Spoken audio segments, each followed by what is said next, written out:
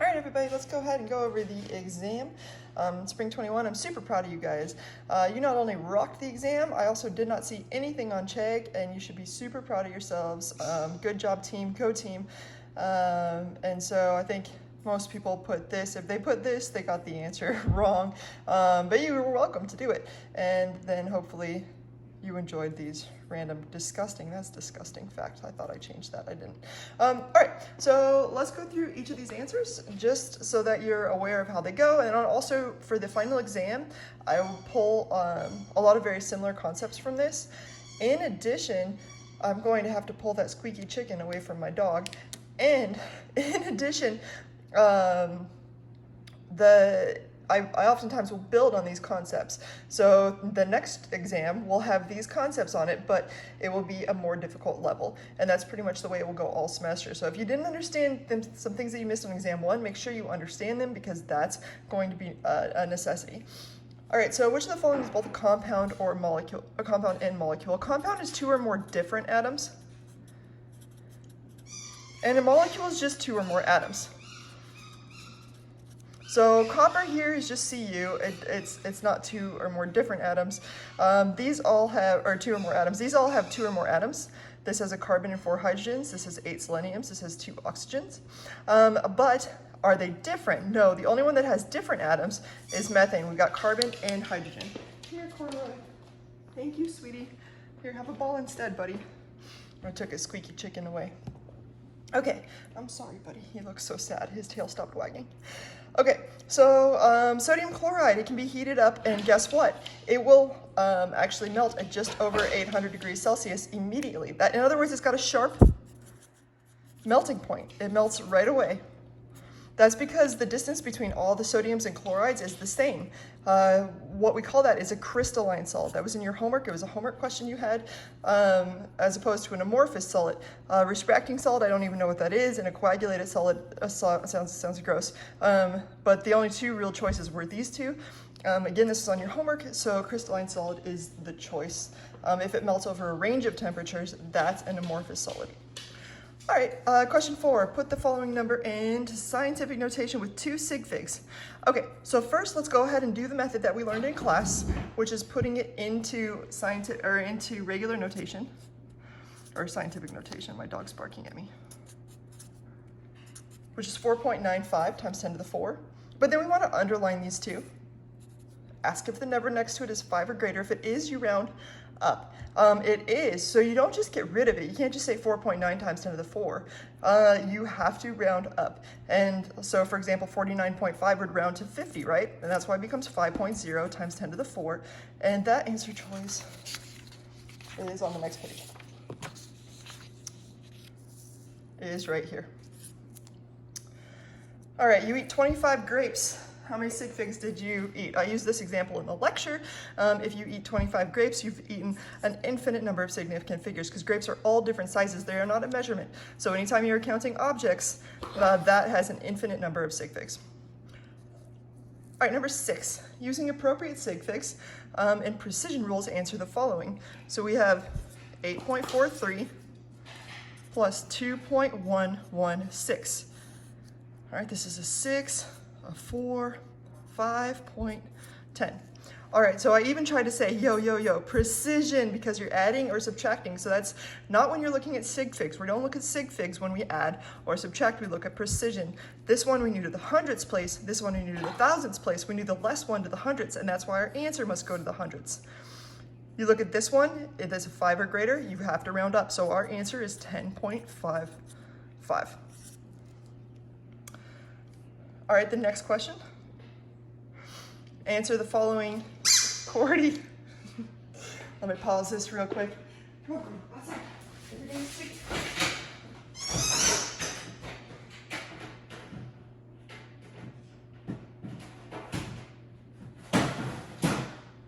All right. So the next question is 43.20 plus 6.8. So we want to follow the PEMDAS. So it's 0, 0, carry the 1, 0, carry the 1. So we get 50.00. I did this on purpose because sig fig calculators, if you Google them and you do a problem like this, it will give you the wrong answer. So I want to make sure that you understand the concept. And so this is the best way to test the concepts. Here we know this one to the tenths. We know this one to the hundredths. So therefore this answer we know to the tenths. You know it all the way to this 0. All right, now we take this number and we're going to divide by the 22.64. Here you have something with 3 sig figs, even though you're keeping this extra one, divided by something with 4, our final answer should have 3.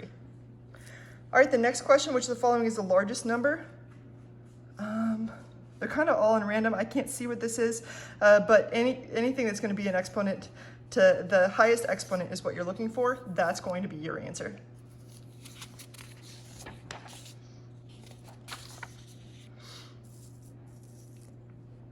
All right, question number 9, which of the following has 3 sig figs? The first answer is 123 meters. Meters is a measurement, or 123,000 meters. This has 3 sig figs. It's the very first one, but let's keep going in case there's more than one of them. 343 blueberries. Hey, we're counting objects. This has infinite. 210 feet. That 0 comes after the number, but there is no decimal, and therefore this one actually only has 2 sig figs. And then 110 atoms. This is counting objects, that's infinite. So the only answer is this 123,000 meters. All right, question number 10. Doodles are great dogs, unless they have squeaky chickens. A doodle is also a unit I made up to assess the dogness of a dog. So you had this question in your practice exam. I just changed the number, essentially. So this is how many millidoodles are in 4.7 microdoodles. So we get 4.7 microdoodles, microdudes, and we want to change it into milli. So the first thing that we do, I'll kind of write it out so we realize our plan. So first thing we want to do is replace this micro, like we did in lecture, with times 10 to the 6, 10 to the negative 6. Once we've done that, we've set our problem up, because if this is doodles, we got to put doodles down here, and we want to convert it into millidoodles. Well, how many millidoodles, or how many doodles are in a millidoodle? Milli is equal to 10 to the negative third. It doesn't matter if you're using doodles or grams or meters or any unit that you want to. The process is still the same. So now we've got our dudes cancel out and we're left with millidudes. We're taking 10 to the negative 6 divided by 10 to the negative 3. So we get 4.7 times 10 to the negative 6 minus a negative 3. That's the same as adding a 3. And our answer is 4.7 times 10 to the negative 3. All right, question 11. A doodle is running through the park and it accelerates at 843 feet per hour squared. I've got 2 units, so when you have 2 units, like we did in lecture, you want to start in the middle of the page.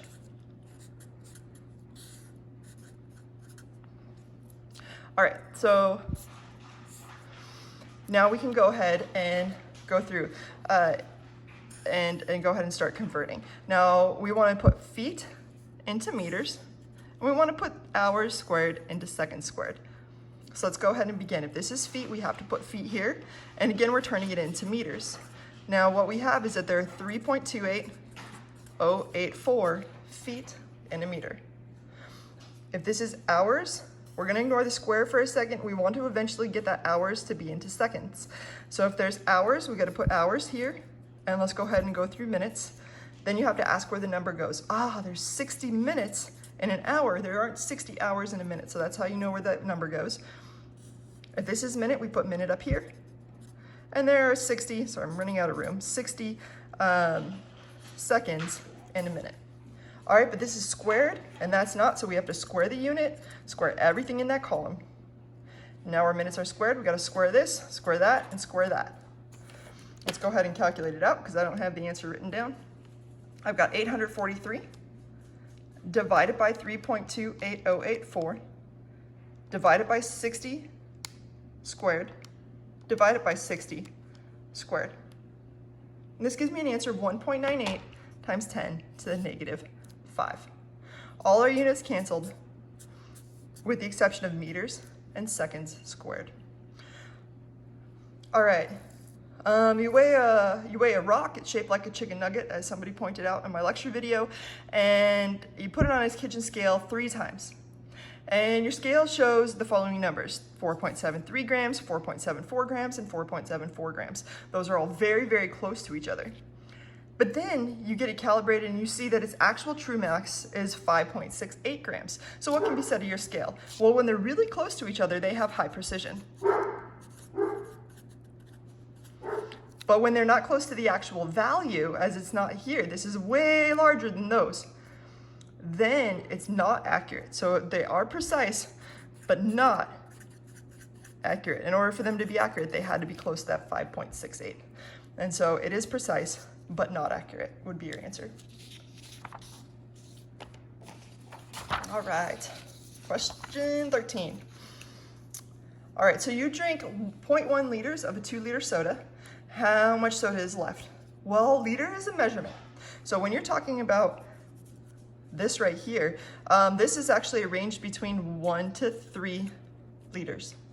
If I wanted it to be more precise, I would have put a 0.0. And I think we use those same numbers in lecture. So let's go ahead and say if we got 2 liters of soda, we'll go ahead and put a 2 there. And we went ahead and subtracted out 0.1 liters, right? Now, yes, that would give you 1.9 liters, but when we add and subtract, we look at precision. We knew this one to the ones place, knew this one to the tens place. We only know our answer, therefore, to the ones place. It's the least precise. The number next to it, is it 5 or greater? It sure is, so we have to do what? Round up. So this 1.9 is actually 2. So even though you took a little bit out, the general measurement is still 2 liters. It's like if you have a bank account with $2,000 in it and you take $1 out, you still have a bank account with 2,000 bucks, right? Like about 2,000. It's a range. Okay, so now we answer the following with appropriate scientific notation and appropriate sig figs. So 43.65 times 12.1. I guess I didn't need to do that because I think the answer choices are there.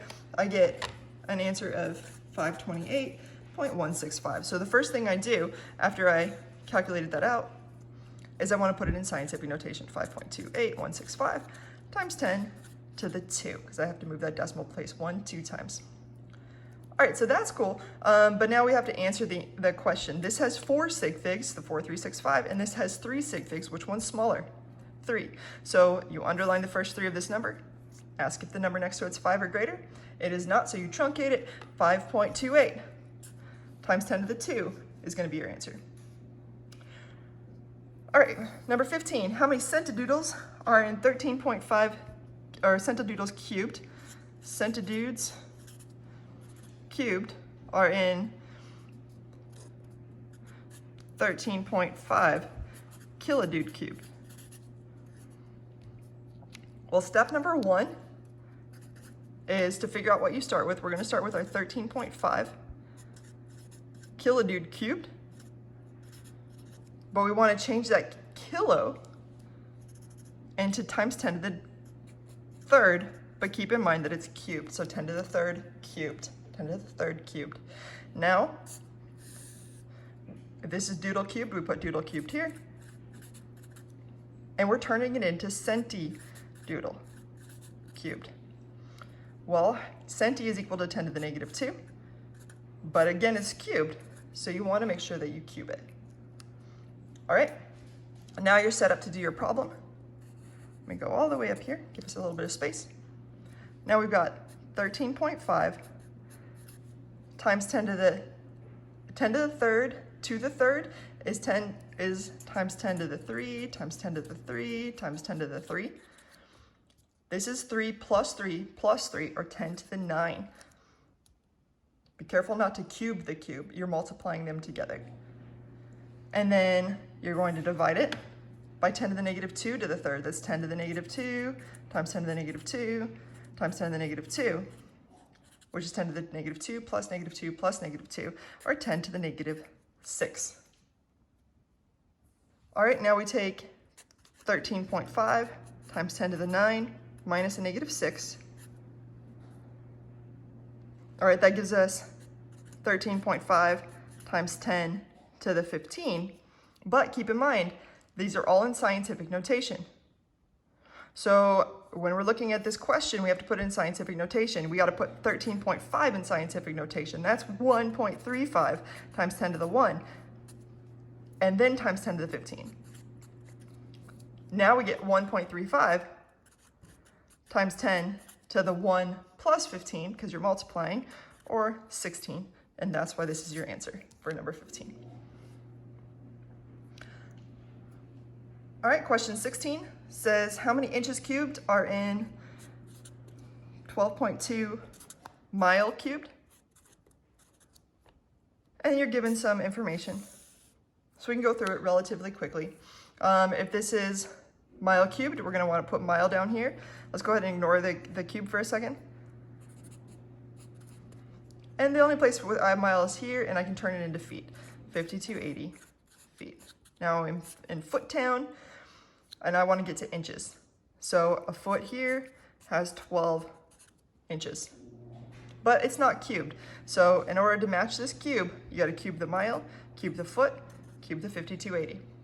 You gotta cube the foot down here, cube the inches, and cube the 12. That way our feet cube can cancel and our mile cube can cancel, and we're left with just inches cubed.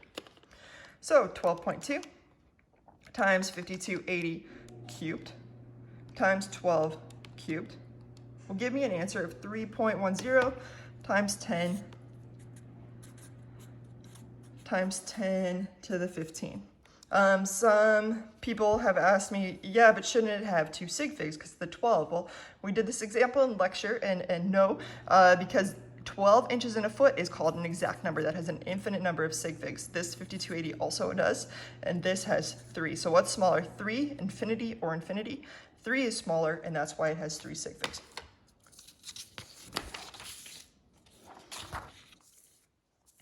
Okay, question 17. Okay, so I thought this was a question that really tested if you understood sig figs, precision, and scientific notation. So let's go ahead and look at it. So we have 9.9 times 10 to the third. And so I'm just gonna go ahead and take that out of scientific notation, which would be this. And then our other one is 1436 times 10 to the 2. 143.6. And I'm adding those up. Well, when you add them up, what do you look at, precision or sig figs? You look at precision. This only had 2 sig figs in it. We only know those 2 numbers. So we actually only know our answer to the hundredths place. Now, when you add this up, we get a 6.34010. We get 100, or we get 10,043.6. But again, we only know this answer to the hundredths place. Therefore, this is our answer. Is that 5 or greater?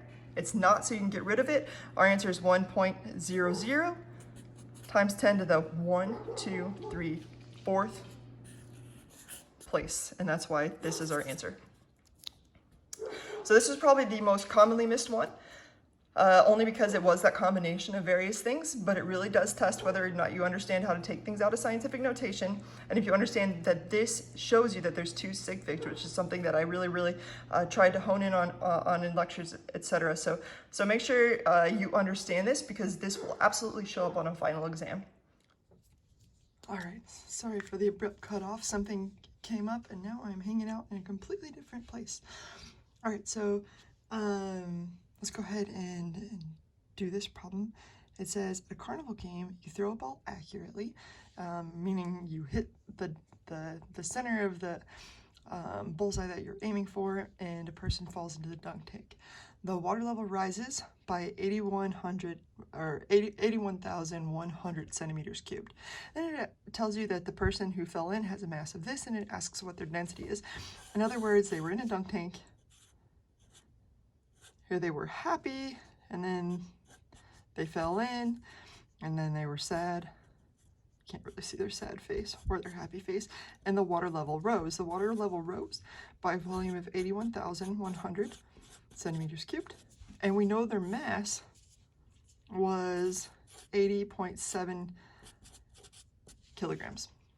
Now it says we want our answer in grams per centimeter cubed. So what that means is we need to take the grams and divide it by the centimeters cubed. We currently don't have grams, we have it in kilograms, but we know how to change that very quickly. We can take 80.7 kilograms and replace the kilo with times 10 to the third grams.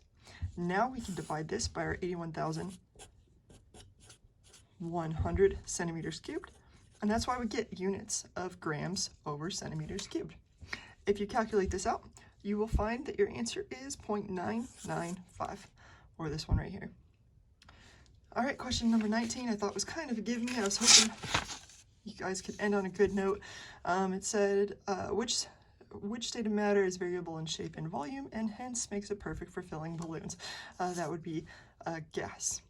Yeah, it expands in volume and also it's changeable in shape. Now, if you put liquid, you're thinking water balloons, which are super rad and I love them. Unfortunately, water doesn't have a variable volume. It has the same volume. So if you take a cup of water and you pour it on the floor, you still have a cup of water on the floor. The volume did not change. That's why liquid could not be an answer, and I don't think you probably consider it solid.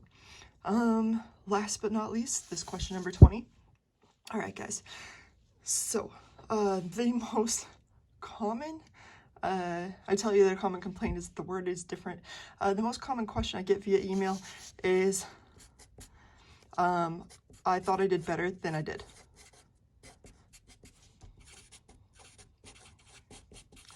It's so common, in fact, that I think I have it on the frequently asked questions. I've been through this. A lot of people go through this. Unfortunately, this is a freshman science class where most of you will go through this during one of the exams at least. I thought I did better than I did. But that's great, because what that means is that you have learned that maybe you were a bit overconfident. And the number one way to kill overconfidence is to be actually confident. And how you become actually confident is to, after you've studied and after you've done all the tips that I've told you to do, print out a practice exam. And I provide at least one practice exam for each test. And what I suggest you do is take the multiple choice answers out. Take them out and go through and see if you can answer every single one of those questions without any multiple choice. My guess is if you're one of these people, you were not at that level before you took the test.